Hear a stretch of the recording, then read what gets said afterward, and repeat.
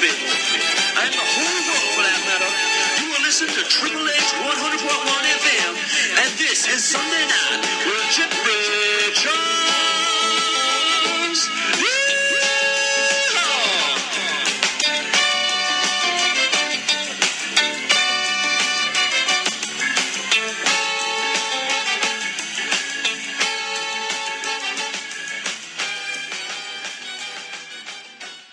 Hey, welcome back to our daily podcast live show. Thanks for tuning in, boys and girls, ladies and gents.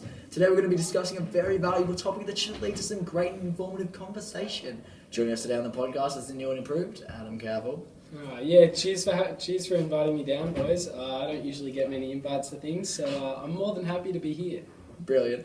Our next guest today is the one and only Harry last minute correction there. We've changed it, and instead...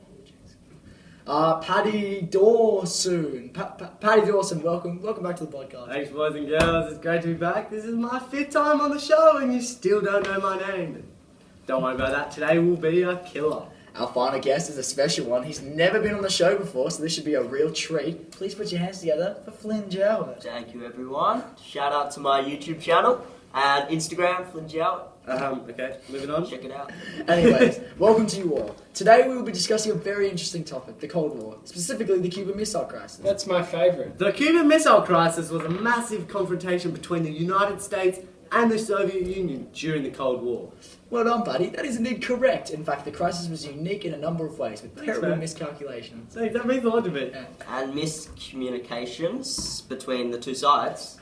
Yeah, a majoring factor of the Cuban Missile Crisis is mainly because it was played out in the White House and the Kremlin level. Actually, the failed US attempt to overthrow the Castro regime in Cuba with the Bay of Pigs invasion. But whilst Kennedy planned Operation Mongoose, Soviet Premier Nikita Khrushchev.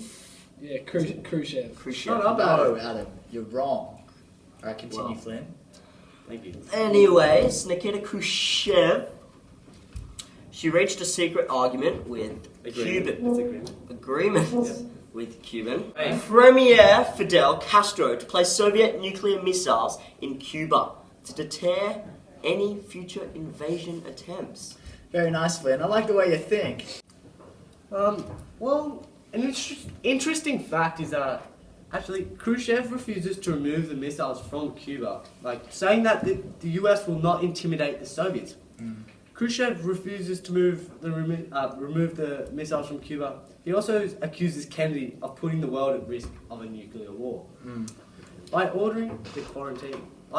That is a very strong argument there. Yeah. And it really, really brings the whole Cuban missile. It's tough. crisis to a full stop. I don't know where you sit on the conversation. It's like nuclear war, peace. I don't know where you want to go.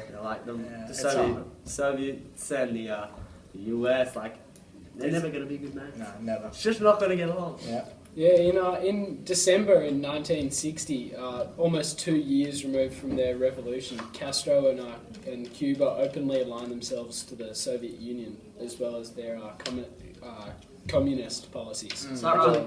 Yeah. There's been discussion about US invading Cuba for a long time. It has concerned the Soviets, and they may not remove the missiles from Cuba. ExCom begins to discuss the plans to invade Cuba to take control of the missiles. Doing this will most likely result in war, I must say.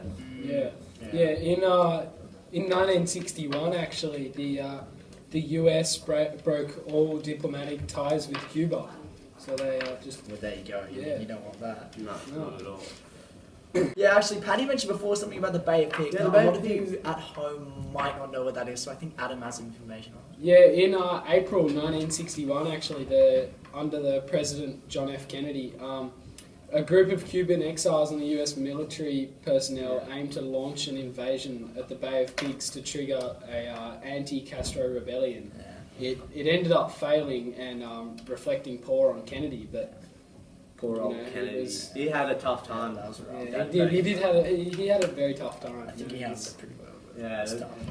some people are for him, some people are against him. It's a bit of a Donald Trump going on there. Some people It is a bit. Yeah. Anyways, moving on. Actually, sorry. no. Mind if I go ahead? Yeah, you go. Okay. I was just reading on this small script here, and I see the Small script. the UT spy plane discovers missile in Cuba. Could you please address that a bit more in sure. thorough? So, more information. This is basically what kicked off the whole Cuban Missile Crisis.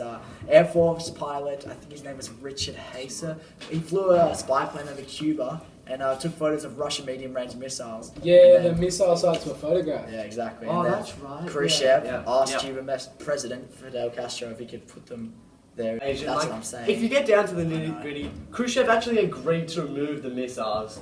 Like, all that fuss for absolutely nothing. I feel like crisis is a strong word to describe it. It should be called like the Cuban Missile Mishap or something. Yeah. Something lighter. Well, the speech was actually given on radio in this Moscow, sorry.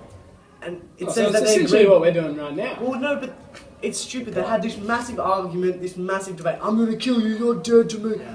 To all them just saying on the radio of their agreement with Kennedy. I know.